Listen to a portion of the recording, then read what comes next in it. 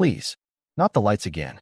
That thought barely had time to surface before the flickering overhead fluorescence buzzed to life with a high-pitched whine. Amelia Weiss, a silent 10-year-old girl who hadn't spoken a word in public since the accident, froze in place. Her hands shot up to cover her ears, her thin frame trembling as the low-frequency hum rattled through the empty hallway of the research archive building. She stood near the emergency access stairwell, where the metallic groan of the lights mixed with the echo of footsteps from a floor below. No one noticed her distress. No one except the man mopping the floor by the elevator, whose eyes hadn't left her once. She stumbled backward, her foot catching the lip of the staircase. One more inch, and she would have gone over the edge. But a shadow surged forward fast, instinctual.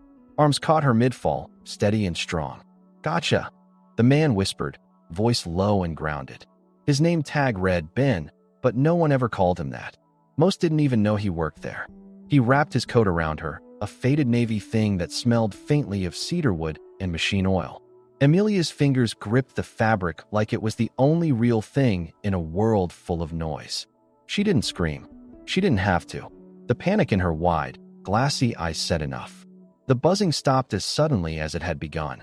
The hallway settled into silence again, but Ben didn't move.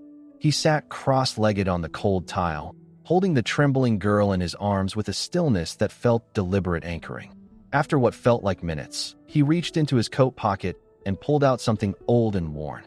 A brass stopwatch, its glass cracked, the chain fraying. He wound it carefully and held it between them. Tick, tick, tick. Amelia's breath slowed.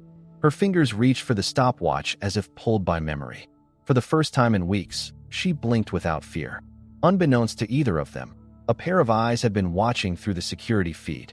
Clara Weiss, CEO of WeissNet Technologies, wasn't used to feeling powerless.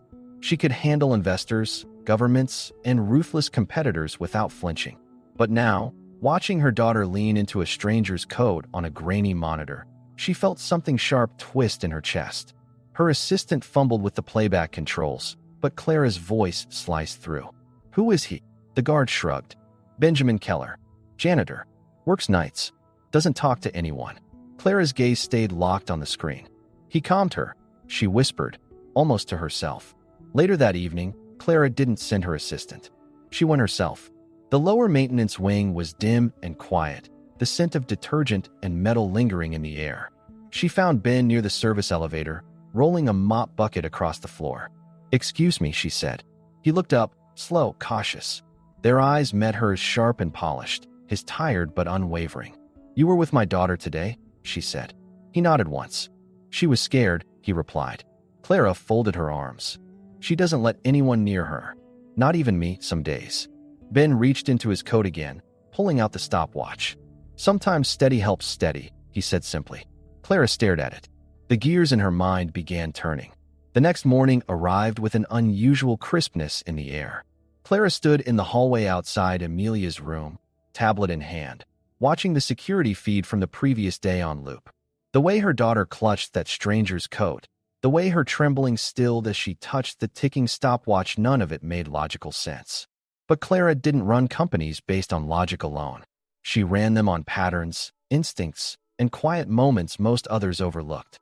That man, Benjamin Keller, had done in minutes what therapists had struggled with for months. She tapped a message to her assistant with 4 words, "Find out everything," discreetly. At the archive building, Ben moved through the morning shadows like a ghost with purpose. He kept to the back halls, spoke only when spoken to, and never lingered. But something had shifted. When he passed the spot where he caught Amelia, he paused. Not long, just enough to remember the feel of her small hands gripping his coat. He pulled out the drawing she'd left in his mop cart the night before. A childlike sketch of 2 stick figures, one small, one tall, and a big circle in between. The ticking watch. At the bottom, in messy crayon, it read, "You made it quiet." He folded it carefully and placed it in his coat, not his locker. Later that week, Clara returned. This time she came bearing no questions, only an invitation. "There's a new sensory pilot program at the East Campus," she told him as he stood awkwardly near the storage room. "I'd like Amelia to try it, but..." She asked if you'd come. Ben's eyes narrowed slightly. "I mop floors. That's all." "Apparently not," Clara replied. She didn't push further, just handed him a printed card with the address and time, then left without another word. He stood there for a long while after she'd gone, the silence pressing in like it always did when memories tried to crawl back. At the center, the walls were soft-colored, the lighting adjustable, and nothing beeped without permission. Amelia sat in the corner, headset askew, eye-tracking device flickering as it tried to read her focus. The technician, young, overly cheerful, was struggling to calibrate the system. Ben stood by the doorway, watching silently, coat still on, stopwatch ticking quietly in his hand. The tech turned and asked, "You her dad?" "No," Ben said softly. "I'm just someone who listens." The system glitched again. Ben walked over, tapped a single sequence into the admin panel, and the screen stilled. Amelia blinked. The cursor moved. Clara, watching from behind the two-way mirror, turned to the lead researcher. "That input sequence. It's not in the manual." The researcher frowned. "It's not public code at all." She looked closer at Ben, who now knelt beside Amelia, holding the stopwatch while the girl calmly clicked icons with her eyes. "He shouldn't be able to do that," the researcher muttered. Clara's voice was cold and measured. "Then we need to find out how he can." But inside the room, none of that mattered. Not the curiosity, the suspicion, or the silence behind the glass. What mattered was the girl who had stopped shaking, and the man who'd stopped hiding. That night, Ben sat alone in his dim apartment, a mug of cold tea forgotten beside his chair. His laptop glowed softly on the table, open to a folder labeled Echo OS Beta 2.3. He hadn't touched it in years. He had promised himself that part of his life was over. But when he saw how quickly Amelia had adapted once the feedback loop error was fixed, something no one else had spotted, he felt it again. That tug, that purpose. He reached into his coat, pulled out the drawing again, and set it beside the keyboard. Then, slowly, he opened the file and began to type. The following days passed in a rhythm Ben hadn't felt in years, quiet, unhurried, but undeniably purposeful. He spent his nights cleaning floors and repairing aging fixtures, and his early mornings back at the pilot center. Not officially, of course. He wasn't on any list, didn't wear a badge, and never touched the main systems without a nod from Tessa, the therapist. But Amelia noticed. Every time she struggled, her eyes would flick toward the door, searching for him. And when he appeared, stopwatch in hand, her body would settle, her eyes lock in, and the cursor would find its way to the right command. Everyone else was teaching her to speak. Ben simply listened to what she hadn't yet said. Clara watched all this unfold with a mix of awe and unease. She was a woman used to solving problems fast, efficiently, and with maximum control. But Ben was a variable she hadn't accounted for. He worked without instruction, noticed things trained professionals missed, and somehow saw her daughter in a way no expert ever had. The man knew code, not just how to use it, but how to feel it. She confronted him one afternoon after a particularly successful session. "That sequence you entered," she said, blocking the doorway. "It's from the original Echo OS neural build. That's proprietary." Ben didn't flinch. "It used to be mine," he replied. Then he walked past her, leaving only silence behind. That night, Clara stayed late in her home office, digging. She cross-checked archived developer records from 6 years ago. When the system crashed halfway through a search, she bypassed security protocols herself. There it was. Project Echo. Experimental communication software designed to translate eye movement and cognitive signals into speech for nonverbal users. Lead architect, Benjamin Keller. Status, abandoned after a lab fire. She paused. There were no details, just a single line in the internal memo. Developer suspended pending inquiry. Clara's hands hovered above the keyboard. Why had a man capable of building that been mopping floors? Amelia, oblivious to the questions swirling around the adults, had drawn again. This time, 3 stick figures stood under a structure labeled Fixing Room. One of them held a stopwatch. Another held a laptop. The third was clearly her, smiling. She gave it to Ben the next morning without a word. He held the drawing for a long while, his expression unreadable. "You think we're fixing things, huh?" he murmured. Amelia nodded once. Then, using her tablet, she typed, "You fixed the noise. I can hear myself now." Ben swallowed hard, tucking the picture carefully into his coat pocket, as if it were more valuable than anything he'd ever owned. But just as momentum began to build, the backlash came. An anonymous message landed in Clara's inbox, A grainy security video of Ben alone in the center's server room at night. He was typing fast, inputting commands the sender claimed were unauthorized. Alongside the video was a single chilling line. He's not fixing the code. He's rewriting it for himself. Clara watched it 3 times, each viewing tightening the knot in her chest. She didn't want to believe it, but the world she came from had taught her not to trust too easily. She didn't say anything to Ben, not yet. But that night, as she watched Amelia sleep, Clara couldn't stop asking herself the same question. What if I invited a ghost into her life? Ben didn't show up the next day. The sensory center felt off without him, like something essential had been unplugged. Tessa tried to keep Amelia focused, but the girl kept glancing toward the door, her fingers restless, her shoulders tight. She didn't smile. She didn't select any icons. When asked a question, she just stared at the screen, still. Clara sat in the observation room, watching this unravel, guilt pressing down like a slow, steady weight. She hadn't accused Ben, hadn't said a word, in fact, but her silence had spoken volumes. The message, the footage, the doubt it had gotten to her. And maybe he felt it. Maybe he left before she could say the words out loud. That evening, Clara drove across the city to a quiet apartment complex she had only seen in the background of Amelia's photos. She knocked. No answer. Just when she turned to leave, the door creaked open. Ben stood there, eyes shadowed, face unreadable. "Did you come to tell me not to come back?" he asked. "No," Clara said quietly. "I came to ask why you didn't." Inside, his apartment was sparse but organized. A laptop sat open on the table, code still running. On the wall above it, Amelia's drawings were pinned in a row. "I saw the footage," Clara said. "It's not great." Ben gave a dry laugh. "Because context never is. I was syncing offline backups. The system had a timing glitch. I logged it. It's all in the dev notes." He pulled out a printed sheet and handed it to her. She read, her eyes darting faster with each line. It was all there. He hadn't done anything wrong, but someone wanted it to look like he had. "Do you know who sent it?" she asked. "No," Ben replied, "but I know who'd want to." He took a breath. "You ever heard of Martin Lang?" Clara's brow furrowed. "Lang? He's in cyber consulting now. Security, right?" Ben nodded. He was the supervisor on Echo OS. Signed off on every shortcut, every override.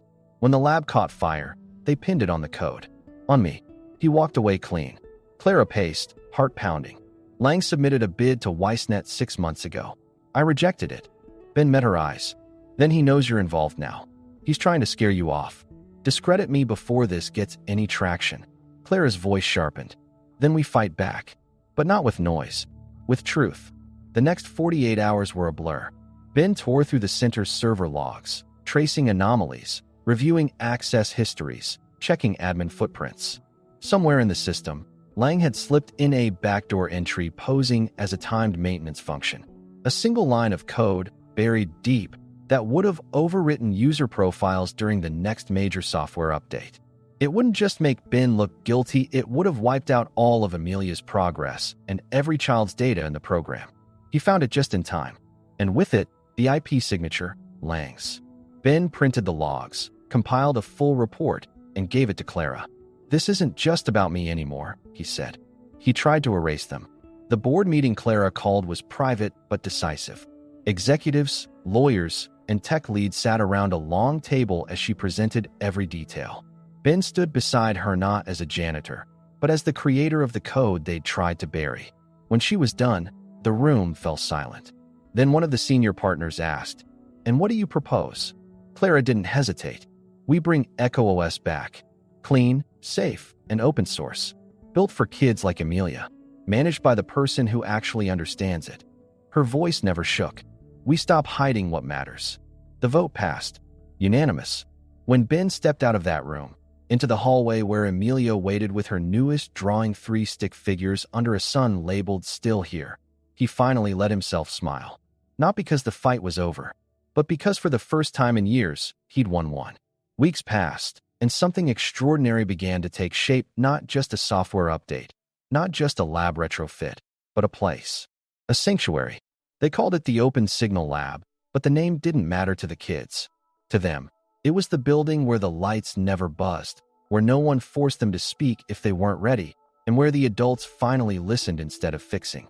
Ben oversaw everything: hardware layout, software builds, even the wall paint, muted greens and deep blues, never white. Amelia was there every day, a silent but steady presence by his side, her drawings now adorning the entire left wing. One of them had been framed by Clara herself, 3 stick figures beneath a banner that simply said, "We build now." Ben didn't speak much during meetings, but when he did, people listened. Even the most seasoned engineers deferred to him, not out of hierarchy, but respect. He wasn't trying to impress anyone. He was trying to make sure no child ever felt invisible again. Clara noticed the shift not just in him, but in herself. She no longer barked orders or carried her stress like armor.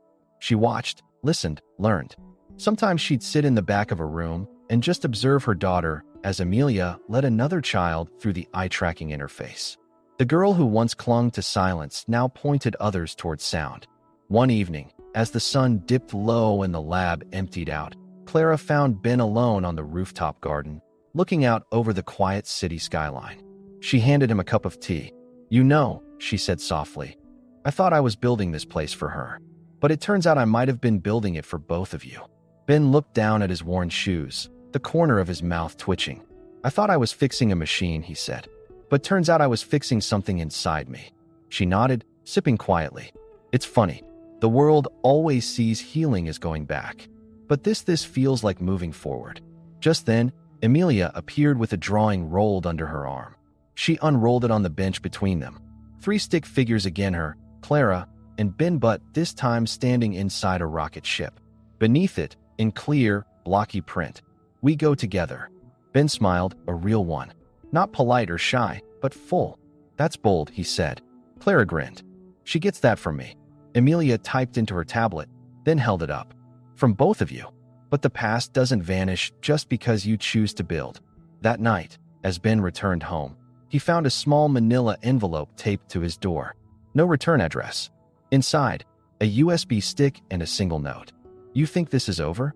When he plugged the drive into his air-gapped laptop, one file appeared. It was a screen recording.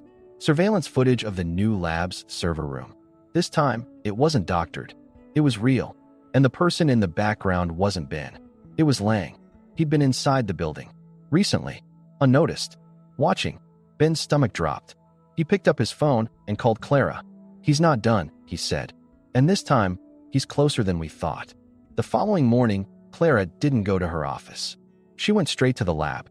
No driver, no assistant, just a printed copy of the footage in her hand and fire in her veins. Ben was already there, pacing the rooftop garden with the USB drive in his palm. When she reached him, he didn't speak, just handed over the note. Her jaw clenched as she read the words again. "You think this is over?" "He got in," she said, voice tight. Ben nodded. "Physically. Through the old maintenance stairwell. The cameras weren't supposed to be active yet, but I wired a backup feed." Clara narrowed her eyes. "He's bold. And stupid." Ben looked at her. "Or desperate." They moved fast. Clara activated her internal security team, while Ben cross-checked the logs from every endpoint Lang could have touched. They found a script disguised as a minor update patch that would have activated on launch day. Its purpose? To silently copy every line of interaction data from the children's devices and upload it to a shadow server. It wasn't just a smear attempt anymore. It was data theft. Exploitation. He was trying to sell the very thing they were trying to protect. "He's not after me," Ben said quietly. "He wants the kids' patterns. Their neuro-input reactions. He's building something else. Something dangerous." Clara knew they couldn't keep this quiet. Not again. Not after what happened to Echo OS the first time. So she called a press conference personally. Not with PR fluff or a polished video package. Just her, standing next to Ben, live streaming from the lab. 5 years ago, she began. This company funded a project that failed. Not because of its creator, but because of the greed that surrounded him. That same greed has returned, attempting to harm the children we've sworn to uplift. Today, we name that threat Martin Lang. Ben stepped forward, hands steady. "We are not broken. We are not ashamed. And we're not going away." The reaction was immediate. The story trended globally within hours. Former employees of Lang's consultancy firm came forward. Anonymous tips flooded in. Even government oversight bodies took interest. By week's end, Lang's offices were raided and his contracts frozen. But the real victory wasn't in the headlines. It was in the room where the kids gathered the next morning, unaware of how close they came to being turned into test subjects. Amelia handed Ben another drawing. 3 figures, standing tall in front of a wall with a big crack through it. Underneath, "We didn't fall. We built anyway." He tucked it into his jacket, right beside the first one she ever gave him. That night, after the lab emptied and the world quieted, Clara and Ben sat on the back steps of the garden again. No speeches, no meetings, just stillness. "You're not the same man who fixed my daughter's silence," Clara said. "You're something else now." Ben smiled softly. "Maybe I always was. I just forgot for a while." She leaned her shoulder against his. "And now," he said, "I remember why I wrote code in the first place. Not to build things, but to give people the tools to build themselves." Down below, Sophie danced with 2 other kids, tablet in hand, giggling. One of them pointed at the stars. Amelia raised her hands like wings. Inside, the hallway glowed with drawings. The last one showed up anonymously, no name, just crayon colors and fierce lines. 3 figures, standing beneath a rocket ship, fire blazing underneath. The caption, "We go together." Still, if this story touched you, you're not alone. Sometimes the people the world forgets are the ones who help us remember who we really are. And sometimes, the quietest voices speak the loudest truths. If you believe in second chances, in quiet strength, and in stories that remind us we're all still growing, then consider subscribing. We share stories like this to bring hope, warmth, and meaning into a noisy world. Thank you for spending your time with us. We're so glad you're here.